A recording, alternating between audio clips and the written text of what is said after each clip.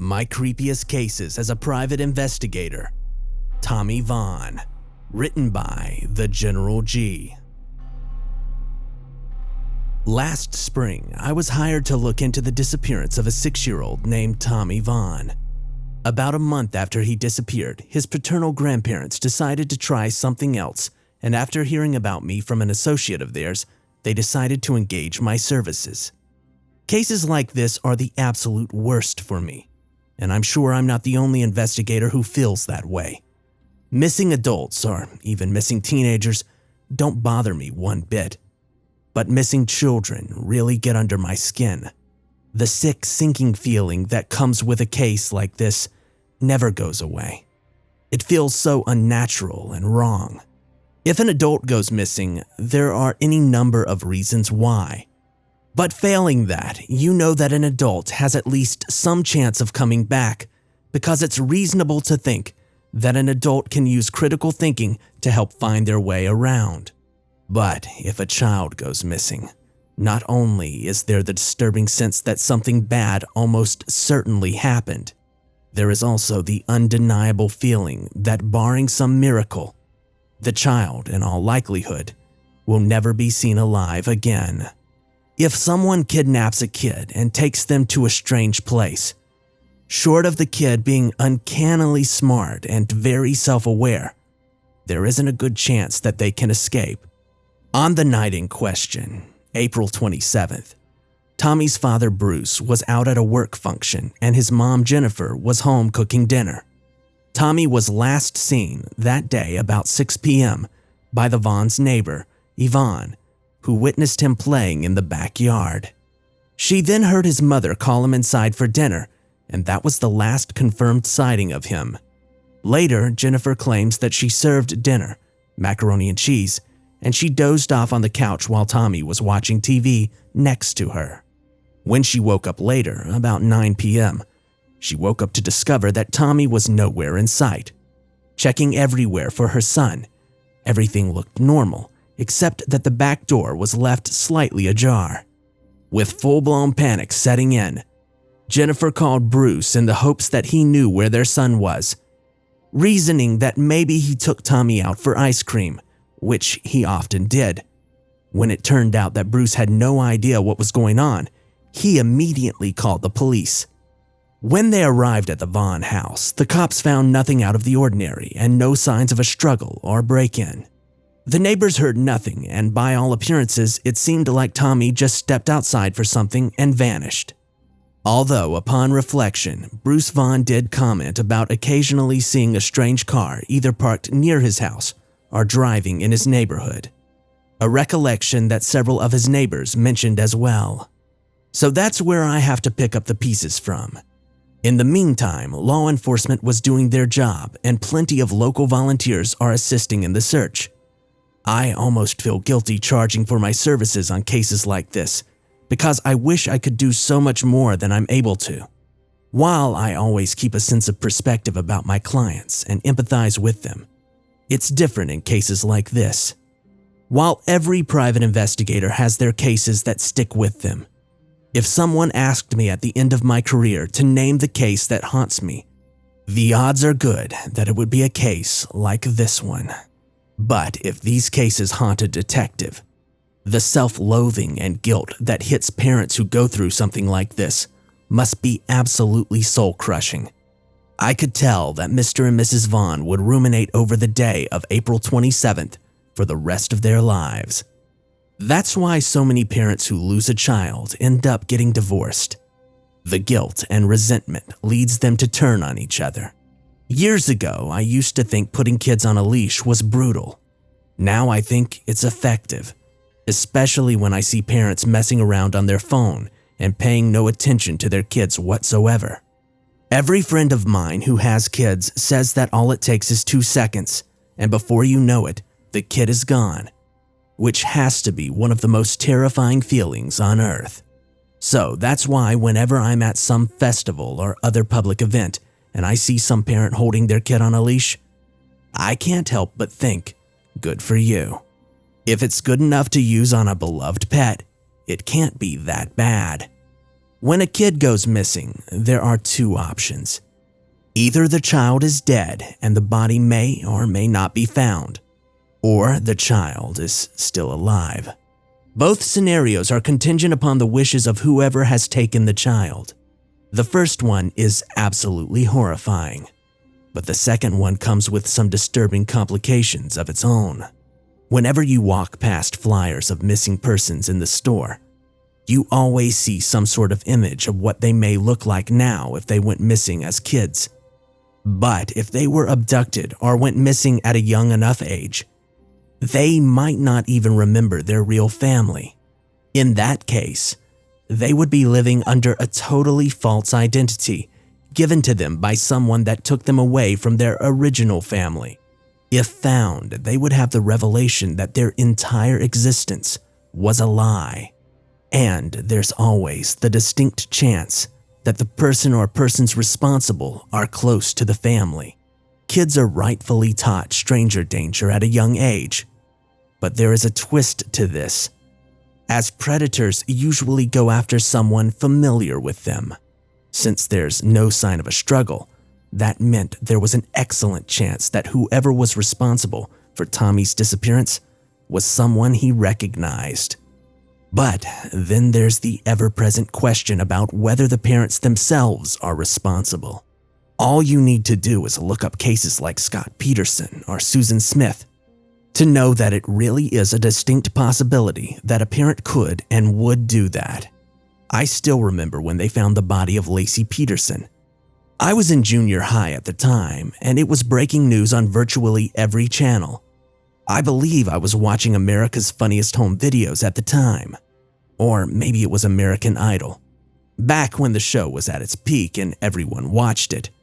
Those were the days, as I will never forget every Saturday night. We settled down with a bowl of popcorn to watch Cops, followed by America's Most Wanted, which was hosted by none other than John Walsh, who could relate to the Vaughn situation. I think watching those shows was my earliest initiation into detective work. If one or both of the parents was complicit in Tommy's disappearance, that meant that there had to be a reason why. Unlike most disappearances, parents don't harm their children without some kind of motive, twisted though it may be.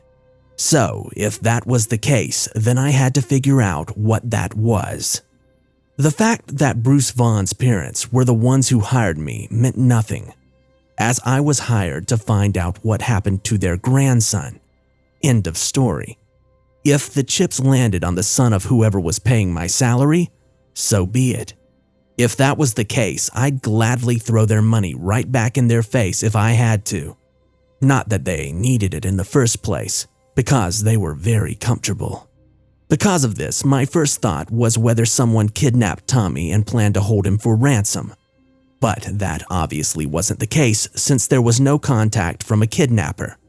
It was also possible that kidnapping for a ransom was the original plan, but things went awry, and Tommy died during the process, like in the Lindbergh kidnapping.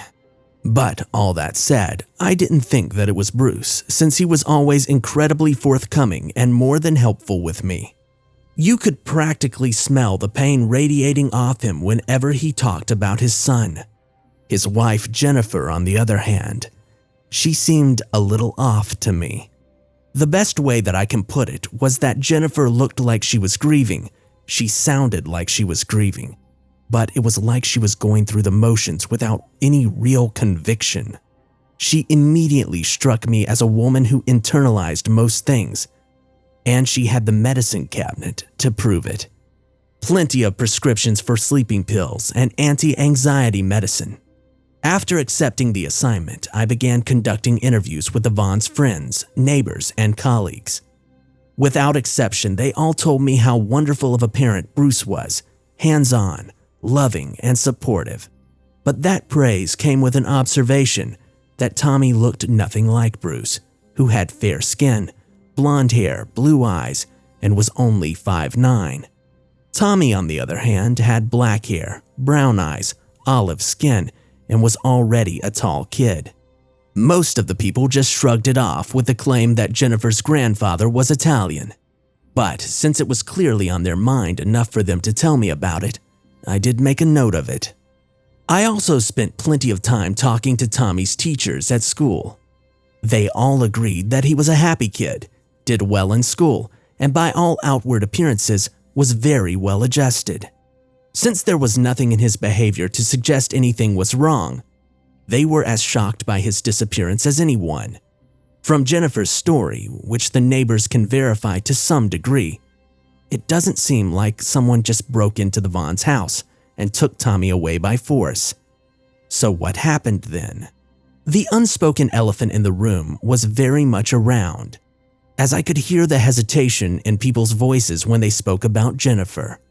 Since her son had just gone missing, that meant any doubts had to be restricted to a carefully chosen pause, or an exchanged glance between spouses. Bruce's parents were no different, because you could tell that they would clash just based on their personalities. Despite their financial status, Carol and Jim Vaughn were nice people, gracious and warm. Despite their elegant townhouse here in Chicago and lovely-looking beach house in Florida, they were incredibly down-to-earth and seemed like they never had met a stranger. Jennifer, on the other hand, reminded me of a painting in an art museum. It looked good, but you weren't allowed to touch it or get too close. About 2 weeks after taking up the case, I got a call from Bruce's parents who had an update for me. When the police first searched the Vaughn house, they took DNA samples from Bruce, Jennifer, and Tommy for their database. So it wasn't long before they discovered that Bruce and Tommy had no matching DNA, which meant that they weren't related at all. They broke the news to Bruce while I wasn't there, and he took it hard. I mean, seriously, talk about a nightmare. Your kid goes missing, and then you find out that it isn't even your real kid. Just wow. As expected, the police then took Jennifer aside and started asking her a few questions. After a brief denial, she began to tell the truth. Apparently, Tommy's biological father was an old boyfriend that she had hooked up with one night while Bruce was out of town. Since they were trying to have kids at the time, Bruce was none the wiser. But Jennifer always knew that Tommy's real father was the other guy, a sleazy-looking guy named Rick. Apparently, Rick knew too, since he occasionally came by to see Tommy, who only knew Rick as a friend of hers. When Bruce was out of town, Rick would occasionally drop in to spend some time with Tommy, with Jennifer keeping an eye on the two of them. However, that little arrangement hadn't been going so well lately, as Rick wasn't satisfied with it. Getting angrier and angrier, he kept talking about how Tommy was his kid and he was being deprived of what was rightfully his. Since Jennifer knew that he was using drugs again, a habit she dumped him for in the first place all those years ago, that was a non-starter. But Rick wasn't about to go away quietly, since he knew exactly where they all lived. And that meant that he had plenty of chances to keep an eye on the house and stalk the family. And that was the strange car that Bruce and several neighbors had noticed. Jennifer knew exactly who it was, but didn't explain it to them for obvious reasons. Then she went on to explain that on the night that Tommy disappeared, Rick waited until she was asleep, stopped in to say hello, but then decided to take the kid with him. Apparently, he had left her a note saying as much, but she stashed it away and tried to convince herself that Rick would return Tommy in a day or so. Since that obviously wasn't happening, that meant that the cops had to find Rick themselves. He sure left plenty to go on, as his record was a laundry list of drug offenses with the occasional armed robbery thrown in. After a tip led them to a graffiti-tagged apartment building in the sketchier part of St. Louis, they found both Rick and Tommy, who was mercifully okay. While Tommy was immediately returned to his parents, Rick was hit with a mountain of felonies, kidnapping being the lead one. To no one's surprise, Bruce filed for divorce shortly after things settled down, and Jennifer is in the middle of a legal nightmare. To make things worse for her, people everywhere turned on her with a vengeance. I don't think she can so much as show her face around anymore. I'm thrilled that they found the kid okay, but it still terrifies me to think about how easy that could have gone down differently. Finding him like that was the exception, not the norm. Most kids who go missing either turn up in a morgue or they're never found at all.